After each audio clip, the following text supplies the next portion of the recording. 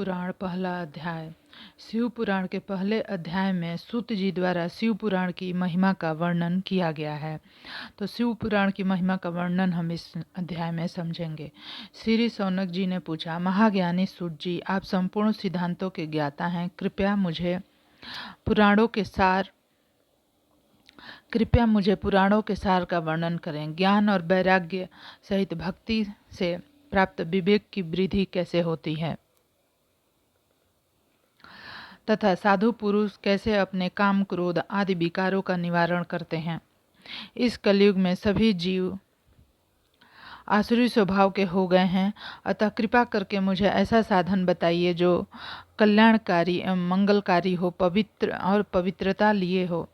प्रभु, वह ऐसा साधन हो जिससे मनुष्य की शुद्धि हो जाए और उस निर्मल हृदय वाले पुरुष को सदैव के लिए शिव की प्राप्ति हो जाए। श्री सूत जी ने उत्तर दिया, शौनक जी, आप धन्य हैं, क्योंकि आपके मन में पुराण कथा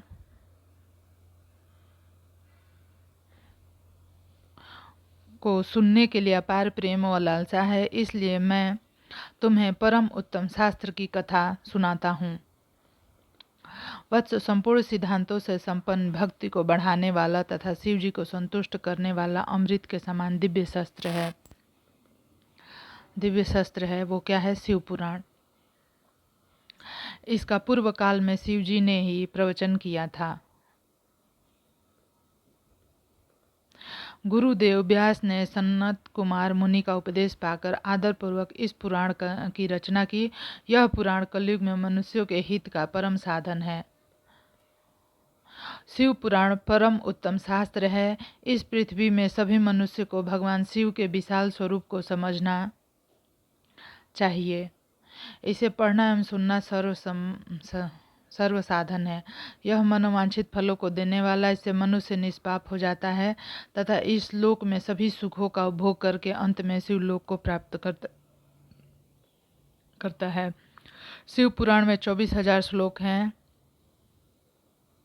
जिसमें 7 संहिताएं हैं। शिव पुराण पर ब्रह्म परमात्मा के समान गति प्रदान करने वाला है। मनुष्य को पूरी भक्ति एवं समय पूर्वक इसे सुनना चाहिए। जो मनुष्य प्रेम पूर्वक नित्य इसको वांचता अथवा पाठ करता है, वह निसंदेह पुण्यात्मा है। भगवान शिव उस विद्वान परम पुरुष पर प्रसन्न होकर उसे अपने परम धाम प्रदान करते हैं। प्रतिदिन आदर पूर्वक शिव पुराण का पूजन करने वाले मनुष्य संसार में संपूर्ण भोगों को भोग कर भगवान शिव के पद को प्राप्त करके वह सदा सुखी रहता है। शिव पुराण में भगवान शिव का सर्वस्व है। इस लोक और परलोक में सुख की प्राप्ति के लिए आदर पूर्वक इसका सेवन करना चाहिए। निर्मल शिव पुराण धर्म, अर्थ, काम और मोक्ष रूप चारों पुरुषार्थों को देने वाला है, अतः सदा प्रेम पूर्वक इसे सुनना एवं पढ़ना चाहिए। शिव पुराण का दूसरा अध्याय। देवराज को शिवलोक की प्राप्ति, चंचुला का संसार से वैराग्य। श्री शौनक जी ने कहा, आप धन्य हैं सूत जी, आप परमार्थ तत्व के ज्ञाता हैं। आपने हम पर कृपा करके हमें यह अद्भुत और दिव्य कथा सुनाई।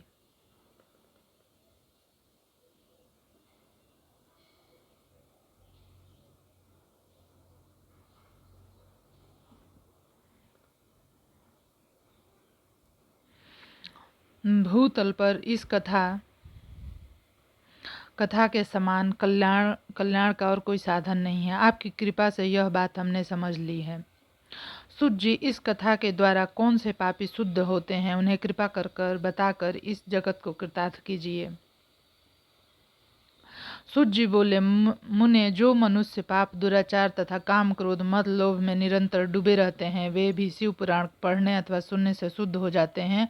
उनके पापों का पूर्णतः नाश हो जाता है। इस विषय में मैं तुम्हें एक कथा सुनाता हूँ। देवराज ब्राह्मण की कथा। बहुत पहले की बात है। किरातों के नगर में देवराज नाम का एक ब्राह्मण रहता था। वह ज्ञान में दुर्बल, गरीब रस बेचने वाला तथा वैदिक धर्म से विमुख था। वह स्नान संध्या नहीं करता था, उसमें वेश्यावृत्ति बढ़ती जा रही थी। वह भक्तों को ठगता था। उसने अनेक मनुष्यों को मारकर सबका धन हड़प लिया। उस पापी ने थोड़ा सा भी धन धर्म के काम में नहीं लगाया था। वह वेश्यागामी और आचार भ्रष्ट था। एक दिन वह घूमता हुआ दैव योग्य से प्रतिष्ठानपुर झूसी प्रयाग जा पहुंचा। वहां उसने एक शिवालय देखा जहां बहुत से साधु महात्मा एकत्र हुए थे। देवराज वहीं ठहर गया। वहां रात में उसे ज्वर आ गया और उसे पीड़ा होने लगी। वहीं पर एक ब्राह्मण देवता शिव पुराण की कथा सुन रहे थे। ज्वर में पड़ा देवराज भी ब्राह्मण के मुख से शिव कथा को निरंतर सुनता रहता था। 1 मास बाद देवराज ज्वर से पीड़ित अवस्था में चल बसा। यमराज के दूत उसे बांधकर यमपुरी ले गए। तभी वहां शिव लोक से भगवान शिव के पार्षदगण आ गए। वे कर्पूर के समान उज्जवल थे। उनके हाथ में त्रिशूल, संपूर्ण शरीर पर भस्म एवं गले में रुद्राक्ष की माला उनके शरीर की शोभा बढ़ा रही थी। उन्होंने यमराज के दूतों को मार पीट कर देवराज को यमदूत के चंगुलों से छुड़ा लिया और वे उसे अपने अद्भुत विमान में बिठाकर जब कैलाश पर्वत पर ले जाने लगे तो यमपुरी में कोलाहल मच गया, जिसे सुनकर यमराज अपने भवन से बाहर आए। साक्षात रुद्रों के समान प्रतीत होने वाले इन दूतों का धर्मराज ने विधिपूर्वक पूजन कर ज्ञान दृष्टि से सारा मामला जान लिया। उन्होंने भय के कारण भगवान शिव के दूतों से कोई बात नहीं पूछी। तत्पश्चात शिव दूत देवराज को लेकर कैलाश चले गए और वहां पहुंचकर उन्होंने ब्राह्मण को करुणा अवतार भगवान शिव के हाथों में सौंप दिया। शौनक जी ने कहा, महाभाग सूत जी, आप सर्वज्ञ हैं। आपकी कृपा प्रसाद से मैं कृतार्थ हुआ। इस इतिहास को सुनकर मेरा मन आनंदित हो गया। तब भगवान शिव में प्रेम बढ़ाने वाली दूसरी कथा भी कहिए। शिव पुराण 3रा अध्याय। विदुंग ब्राह्मण की कथा। सूत जी ने बोला, शौनक सुनो, मैं तुम्हारे सामने एक अन्य गोपनीय कथा का वर्णन करूंगा, क्योंकि तुम शिव भक्तों में अग्रण्य हो और वेद वेताओं में श्रेष्ठ हो। वो समुद्र के निकटवर्ती प्रदेश में वास्कल नामक गांव है।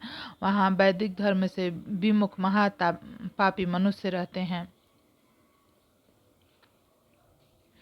वे सभी दुष्ट हैं एवं उनका मन दूषित विषय भोगों में लगा रहता है। वे देवताओं एवं भाग्य पर विश्वास नहीं करते। वे सभी कुटिल वृत्ति वाले हैं, किसानी करते हैं, विभिन्न प्रकार के अस्त्र शस्त्र रखते हैं। वे व्यभिचारी हैं।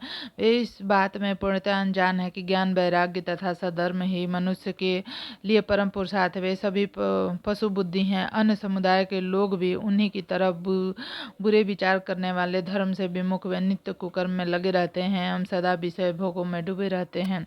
वहाँ की स्त्रियों भी बुरे स्वभाव की हैं, स्वेच्छाचारिणी, पाप में डूबी, कुटिल सोच वाली और व्यभिचारिणी। वे सभी सद्व्यवहार तथा सदाचार से सर्वथा शून्य। वहां सिर्फ दुष्टों का निवास है। वास्कल नामक गांव में विदुंग नाम का ब्राह्मण रहता था। वह अधर्मी, दुरात्मा एवं महापापी था। उसकी स्त्री बहुत सुंदर थी। उसका नाम चंचुला था। वह सदा उत्तम धर्म का पालन करती थी, परंतु विदुंग वेश्यागामी था। इस तरह कुकर्म करते हुए बहुत समय व्यतीत हो गया। उसकी स्त्री काम से पीड़ित होने पर भी, स्वधर्म का नाश होने के भय से कलेश सहकर भी काफी समय तक धर्म भ्रष्ट नहीं हुई। परंतु आगे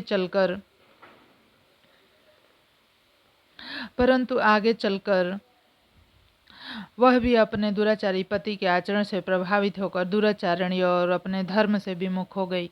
इस तरह दुराचार में डूबे हुए उन पति पत्नी का बहुत सा समय व्यर्थ बीत गया। वेश्यागामी, दूषित बुद्धि वाला वह दुष्ट ब्राह्मण विदुंग समय अनुसार मृत्यु को प्राप्त हो नरक में चला गया।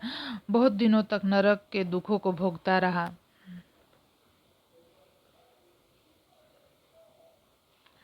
भोग कर वह मूढ़ बुद्धि पापी बहुत दिनों तक नरक के दुखों को भोग कर वह मूढ़ बुद्धि पापी विंध्य पर्वत पर भयंकर पिशाच हुआ। इधर उस दुराचारी विदुंग के मर जाने पर वह चंचुला नामक की स्त्री बहुत समय तक पुत्रों के साथ अपने घर में रहती रही। पति की मृत्यु के बाद वह भी अपने धर्म से गिरकर पर पुरुषों का संग करने लगी थी। सत्या विपत्तियों में भी अपने धर्म का पालन करना नहीं छोड़ती। सत्या विपत्ति में भी अपने धर्म का पालन करना नहीं छोड़ती। यह तो तप है, तप कठिन तो होता है लेकिन इसका फल मीठा होता है। विषय इस सत्य को नहीं जानता, इसलिए वह विषयों के बीच फल का स्वाद लेते हुए भोग करता है। एक दिन देवयोग से किसी पुण्य पर्व के आने पर वह अपने बंधु बांधवों के साथ गोकर्ण क्षेत्र में गई। उसने तीर्थ के जल में स्नान किया एवं बंधुजनों के साथ यत्र तत्र घूमने लगी। घूमते घूमते वह एक देव मंदिर में गई। वहां उसने ब्राह्मण के मुख से भगवान शिव की परम पवित्र एवं मंगलकारी कथा सुनी। कथावाचक ब्राह्मण कह रहे थे कि जो स्त्रियां व्यभिचार करती हैं वे मरने के बाद जब यमलोक जाती हैं तब यमराज के दूत उन्हें तरह तरह के यंत्रणा देते हैं। वे उसके कामांगों को तप्त लौह दंड से दागते हैं। तप्त लौह के पुरुष से उसका संसर्ग कराते हैं। ये सारे दंड इतनी वेदना देने वाले होते हैं कि जीव पुकार पुकार कर कहता है कि अब वह ऐसा नहीं करेगा, लेकिन यमदूत उसे छोड़ते नहीं।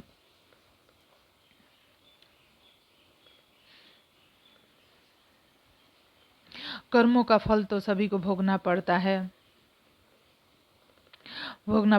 देव ऋषि मनुष्य सभी इसे बंधे हुए हैं। ब्राह्मण के मुख से यह वैराग्य बढ़ाने वाली कथा सुनकर चंचुला भय से व्याकुल हो गई। कथा समाप्त होने पर सभी लोग वहां से चले गए। तब कथा बाँचने वाले ब्राह्मण देवता से चंचुला ने कहा, हे ब्राह्मण, धर्म को न जानने के कारण मेरे द्वारा बहुत बड़ा दुराचार हुआ है। स्वामी, मेरे ऊपर कृपा कर मेरा उद्धार कीजिए। आपके प्रवचन को सुनकर मुझे इस संसार से वैराग्य हो गया है। मुझ मूढ़ चित्त वाली पापनी को धिक्कार है। मैं निंदा के योग्य हूँ। मैं बुरे विषयों में फंसकर अपने धर्म से विमुख हो गई हूँ। कौन मुझे जैसी कुमार्ग में मन लगाने वाली पापनी का साथ देगा? जब यमदूत मेरे गले में फंदा डालकर मुझे बांध कर ले जाएंगे, तब नरक में मेरे शरीर के टुकड़े करेंगे, तब मैं कैसे उन महान यातनाओं को सहन कर पाऊंगी? मैं सब प्रकार से नष्ट हो गई हूँ, क्योंकि अभी तक मैं हर तरह से पाप में डूबी रही हूँ। हे ब्राह्मण, आप मेरे गुरु हैं, आप ही मेरे माता पिता हैं। मैं आपकी शरण में आई हूँ। मुझ अबला का अब आप ही उद्धार कीजिए। सूत जी कहते हैं, सौनक, इस प्रकार विलाप करती हुई चंचुला ब्राह्मण देवता के चरणों में गिर पड़ी। तब ब्राह्मण ने उसे कृपा पूर्वक उठाया। शिव पुराण चौथा अध्याय। चंचुला की शिव कथा सुनने में रुचि तथा शिव लोक गमन।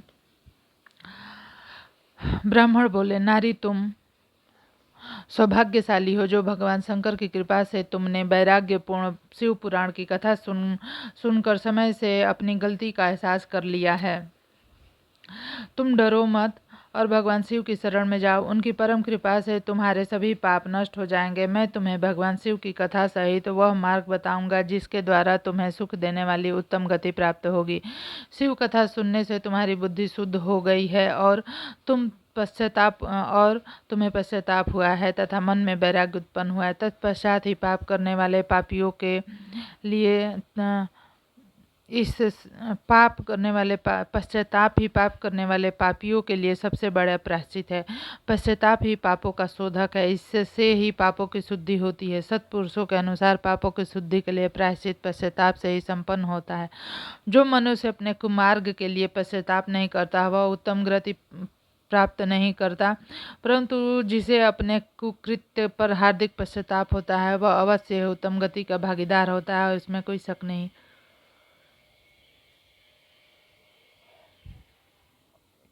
शिव पुराण की कथा सुनने से चित्त शुद्ध, मन निर्मल हो जाता है। शुद्ध चित्त में ही भगवान शिव व पार्वती का वास होता है।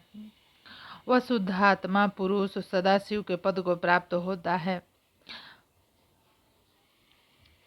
इस कथा का श्रवण सभी मनुष्यों के लिए कल्याणकारी है, अतः इसकी आराधना व सेवा करनी चाहिए। यह कथा भवबंधन रूपी रोग का नाश करने वाली है। भगवान शिव की कथा सुनकर हृदय में उसका मनन करना चाहिए। इससे चित्त की शुद्धि होती है।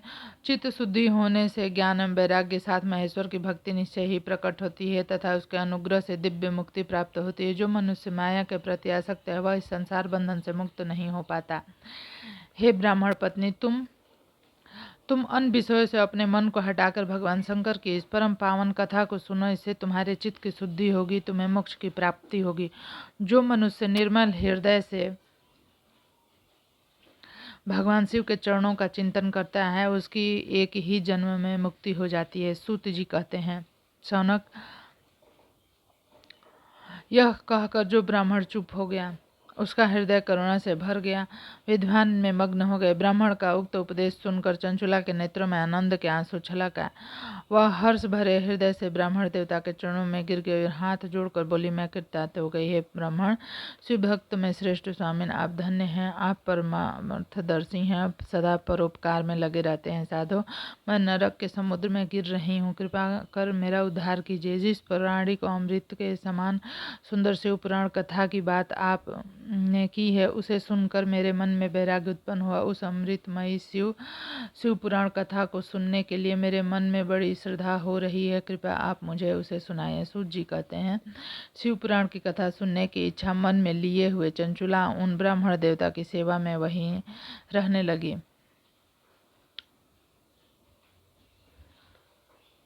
सूत जी कहते हैं, शिव पुराण की कथा सुनने की इच्छा मन में लिए हुए चंचुला उन ब्राह्मण देवता की सेवा में वहीं रहने लगी।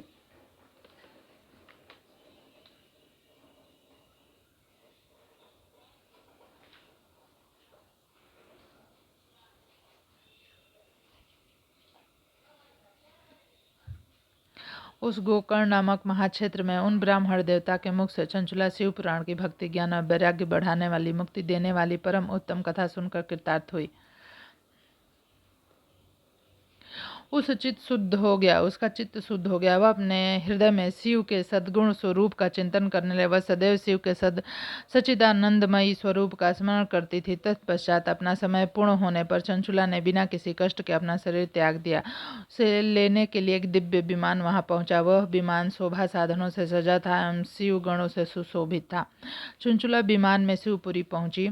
उसके सारे पाप धुल गए। वह दिव्यांग हो गई। वह गौरांगी देवी मस्तक पर अर्धचंद्र का मुकुट व अन्य दिव्य आभूषण पहने शिवपुरी पहुंची। वहां उसने सनातन देवता त्रिनेत्रधारी महादेव शिव को देखा। सभी देवता उनकी सेवा में भक्ति भाव से उपस्थित है। उनकी अंग कांति करोड़ों सूर्यों के समान प्रकाशित हो रही थी। 5 मुख और हर मुख में 3 नेत्र थे। मस्तक पर अर्धचंद्राकार मुकुट शोभायमान हो रहा था। कंठ में नील चिन्ह था। उनके हाथ में देवी गौरा विराजमान थी। उनके साथ में देवी गौरा विराजमान थी जो विद्युत पुंज के समान प्रकाशित हो रही थी। महादेव की कांति कपूर के समान गौर थी। उनके शरीर पर श्वेत वस्त्र थे और वे शरीर श्वेत भस्म से युक्त था। इस प्रकार भगवान शिव के परम उज्ज्वल रूप के दर्शन कर चंचुला बहुत प्रसन्न हुई। उसने भगवान को बारंबार प्रणाम किया और हाथ जोड़कर प्रेम, आनंद और संतोष से युक्त हो विनीत भाव से खड़ी हो गए। उसके नेत्रों में आनंद अश्रुओं की धारा बहने लगी। भगवान शंकर व भगवती गौरी उमा के करुणा के साथ सौम्य दृष्टि से देखकर चंचुला को अपने पास बुलाया। गौरी उमा ने उसे प्रेम पूर्वक अपनी सखी बना लिया। चंचुला सुखपूर्वक भगवान शिव के धाम में उमा देवी की सखी के रूप में निवास करने लगी। 5वां अध्याय, विदुंग का पिशाच योनि से उद्धार। सूत जी बोले, शौनक, एक दिन चंचुला आनंद में मग्न उमा देवी के पास गई और दोनों हाथ जोड़कर उनकी स्तुति करने लगी।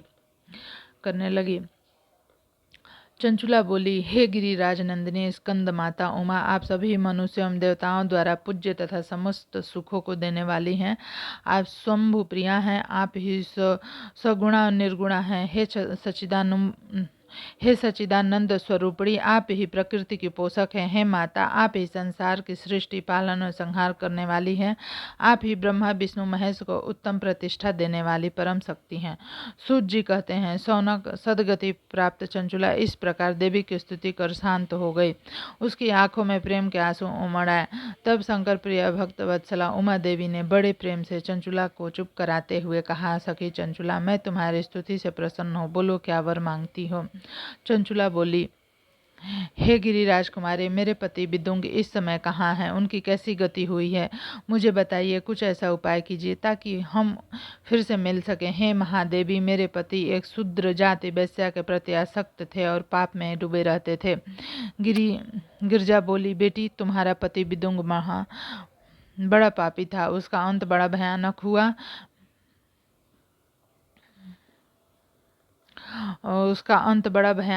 वेश्या का उपभोग करने के कारण वह मूर्ख नरक में अनेक वर्षों तक अनेक प्रकार के दुख भोग कर अवशेष पाप को भोगने के लिए विंध्य पर्वत पर पिशाच की योनि में रह रहा है। वह दुष्ट वहीं वायु पीकर रहता है और सब प्रकार के कष्ट सहता है। सूत जी कहते हैं, सौनक, गौरी देवी की यह बात सुनकर चंचुला अत्यंत दुखी हो गई। फिर मन को किसी तरह स्थिर करती हुई दुखी हृदय से माँ गौरा से उसने एक बार फिर पूछा, हे महादेवी, मुझ पर कृपा कीजिए और मेरे पति का अब उद्धार कर दीजिए। कृपा करके मुझे वह उपाय बताइए जिससे मेरे पति को उत्तम गति प्राप्त हो सके। गौरी देवी ने कहा, यदि तुम्हारा पति विदुंग शिव पुराण की पुण्यमयी उत्तम कथा सुने तो वह इस दुर्गति को पार करके उत्तम गति का भागी हो सकता है। अमृत के समान मधुर गौरी देवी का यह वचन सुनकर चंचुला ने दोनों हाथ जोड़कर मस्तक झुकाकर उन्हें बारंबार प्रणाम किया और प्रार्थना की, मेरे पति को शिव पुराण सुनाने की व्यवस्था कीजिए। ब्राह्मण पत्नी चंचुला का बार बार प्रार्थना करने पर शिव प्रिया गौरी देवी ने भगवान शिव की महिमा का गान करने वाले गंधर्वराज तुम्बुरो को बुलाकर कहा, तुम्बुरो, तुम्हारी भगवान शिव में प्रीति है। तुम मेरे मन की सभी बातें जानकर मेरे कार्य को सिद्ध करते हो। तुम मेरी इस सखी के साथ विंध्य पर जाओ। वहाँ एक महाघोर और भयंकर पिशाच रहता है। पूर्व जन्म में वह पिशाच विदुंग नामक ब्राह्मण मेरी इस सखी चंचुला का पति था। वह वेश्यागामी हो गया। उसने स्नान संध्या आदि निष्कर्म छोड़ दिए। क्रोध के कारण वह उसकी बुद्धि भ्रष्ट हो गई।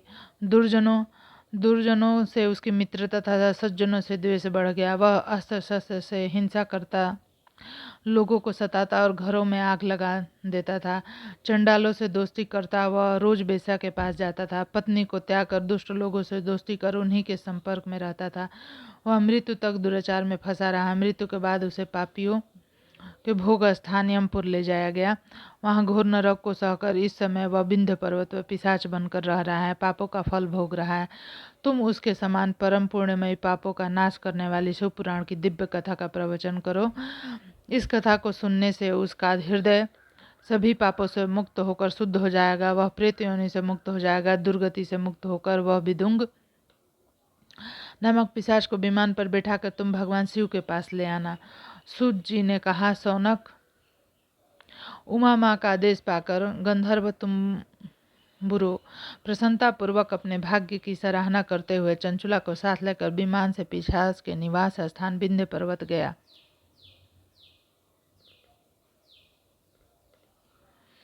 वहां पहुंचकर उसने विकराल आकृति वाले पिशाच को देखा। उसका शरीर विशाल था, थोड़ी बड़ी थी। वह बड़ी कभी हंसता और कभी रोता और उछलता था। महाबली तुम्बुरो के विदुंग नामक पिशाच को पासों में बांध लिया। उसके पश्चात तुम्बुरो ने शिव पुराण की कथा बाँचने के लिए स्थान तलाश कर मंडप की रचना की। शीघ्र इस बात का पता लोगों को चल गया कि एक पिशाच के उद्धार हेतु देवी पार्वती की आज्ञा से तुम्बुरो शिव पुराण की अमृत कथा सुनने विंध्य पर्वत पर आया है। तुम्बुरो शिव पुराण की कथा सुनाने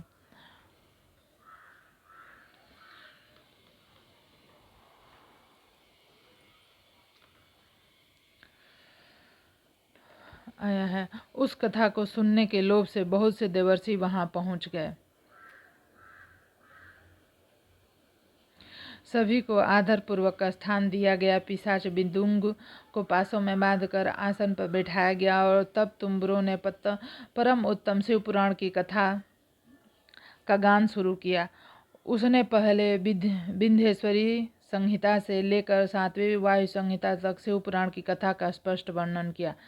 सातों संहिताओं सहित शिव पुराण कथा को सुनकर सभी श्रोतागण कृतार्थ हो गए। परम पुण्यमय शिव पुराण को सुनकर पिशाच सभी पापों से मुक्त हो गया और उसके पिशाच शरीर का त्याग कर दिया। शीघ्र ही उसका रूप दिव्य हो गया, उसका शरीर गौण वर्ण का हो गया, शरीर पर श्वेत वस्त्र एवं पुरुषों के आभूषण आ गए। इस प्रकार दिव्य देहधारी होकर विदुंग अपनी पत्नी चुंचुला के साथ स्वयं ही भगवान शिव का गुणगान करने लगा। उसे दिव्य रूप में देखकर सभी को बहुत आश्चर्य हुआ। उसका मन परम आनंद से परिपूर्ण हो गया।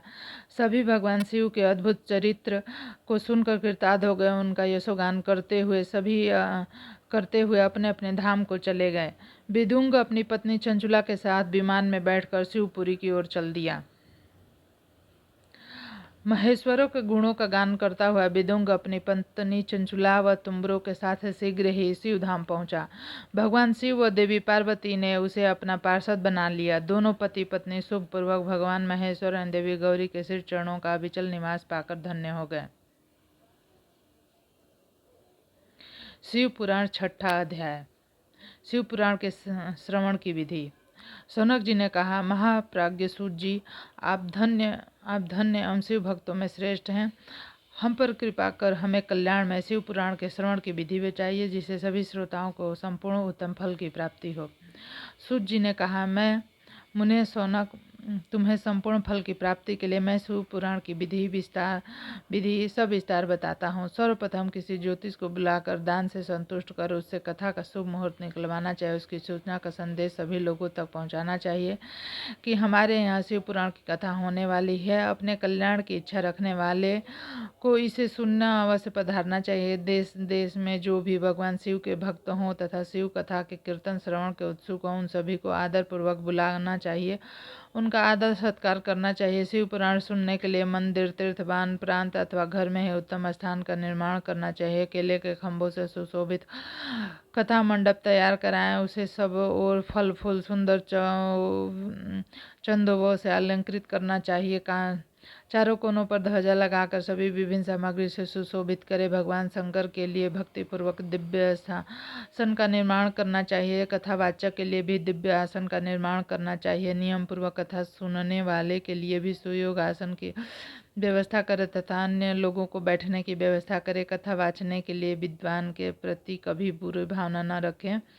संसार में जन्म तथा गुणों के कारण बहुत से गुरु हुए हैं, परंतु उन सब में पुराणों का ज्ञाता ही परम गुरु माना जाता है। पुराण वेत्ता पवित्र, शांत, साधु, ईर्ष्या पर विजय प्राप्त करने वाला होता है। ऐसे गुणी मनुष्य को सभी पुण्यमयी कथा को बांचना चाहिए। सूर्योदय से 3:30 पहर तक इसे पढ़ने का उपयुक्त समय है।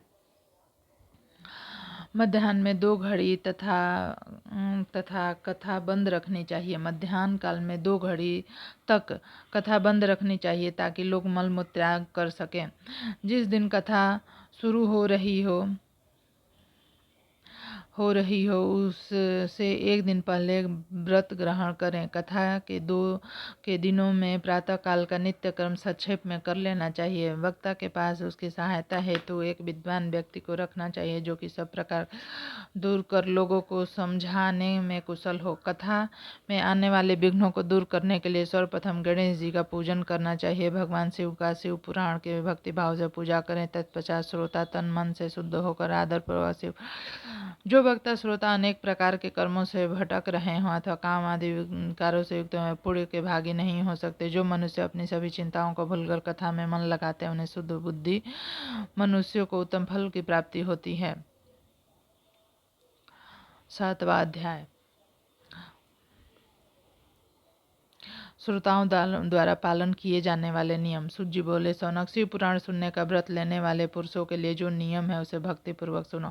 शिव पुराण की पुण्यमयी कथा नियम पूर्वक सुनने से बिना किसी विघ्न बाधा के उत्तम फल की प्राप्ति होती है। दीक्षा रहित मनुष्य को कथा सुनने का अधिकार नहीं, अतः पहले वक्ता से दीक्षा ग्रहण करनी चाहिए। नियम पूर्वक कथा सुनने वाले मनुष्य को ब्रह्मचर्य का अच्छी तरह से पालन करना चाहिए। उसे भूमि पर सोना चाहिए, पत्तल में खाना चाहिए तथा कथा समाप्त होने पर ही अन्न ग्रहण करना चाहिए। सर्वप्रथम मनुष्य को शुद्ध भाव से शिव पुराण की कथा की समाप्ति तक उपवास रखना चाहिए और एक बार भोजन करना चाहिए। गरिष्ठ अन्न, दाल, जला अन्न समेत मसूर, बासी अन्न नहीं खाना चाहिए। जिसे कथा का व्रत ले रखा उसे प्याज, लहसुन, हींग, गाजर, मादक वस्तुओं और अमीष कही जाने वाली वस्तुओं का त्याग कर देना चाहिए। ऐसे मनुष्य प्रतिदिन सत्य, शौच, मौन, सरलता, विनय और हृदय उदारता आदि सद्गुणों का अपनाए और साधु संतों की निंदा का त्याग कर नियम पूर्वक कथा सुने।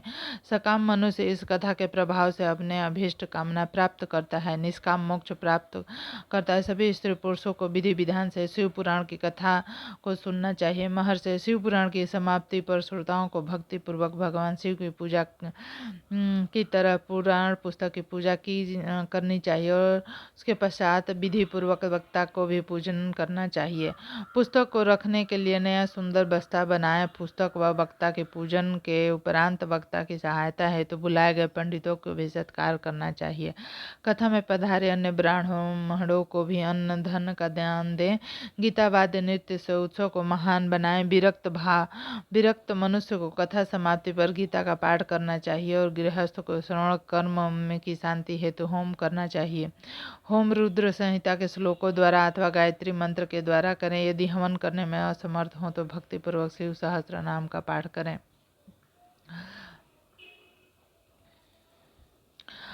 कथा श्रवण संबंधी व्रत की पूर्णता के लिए शहद से बनी खीर का भोजन 11 ब्राह्मणों को कराकर उन्हें दक्षिणा दे। समृद्ध मनुष्य 3 तोले सोने का सुंदर सिंहासन बनाए और पर लिखी अथवा लिखाई हुई शिव पुराण की लिखी पोथी को विधि पूर्वक स्थापित करें, तब पूजा करके दक्षिणा चढ़ाएं। फिर आचार्य का वस्त्र, आभूषण एवं गंध से पूजन करके दक्षिणा सहित वह पुस्तक उन्हें भेंट कर दे।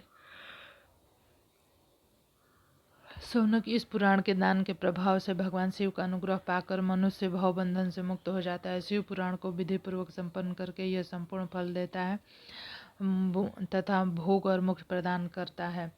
मुने, शिव पुराण का सारा महात्मा जो संपूर्ण फल देने वाला है मैंने तुम्हें सुना दिया है।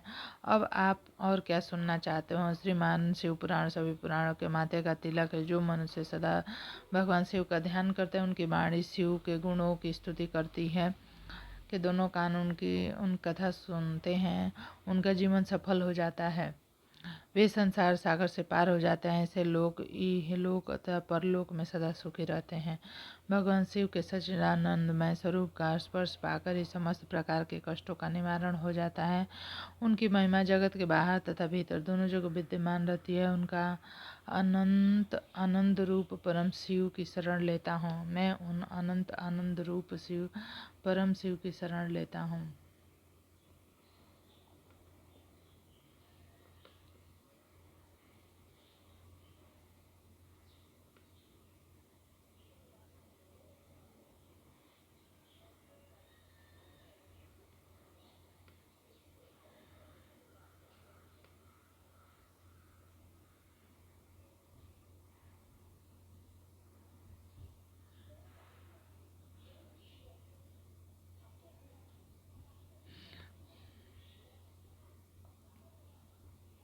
शिव पुराण में यहाँ से विश्वेश्वर संहिता शुरू होती है। विश्वेश्वर संहिता में हम देखेंगे पाप नाशक साधनों के विषय में प्रश्न किया गया है। इसमें पहला अध्याय जो है तो इसको हम लोग अगले नेक्स्ट वीडियो में करेंगे। आपको कैसा लगा वीडियो ज़रूर बताएं और चैनल को लाइक करें, सब्सक्राइब करें और शेयर करें। धन्यवाद।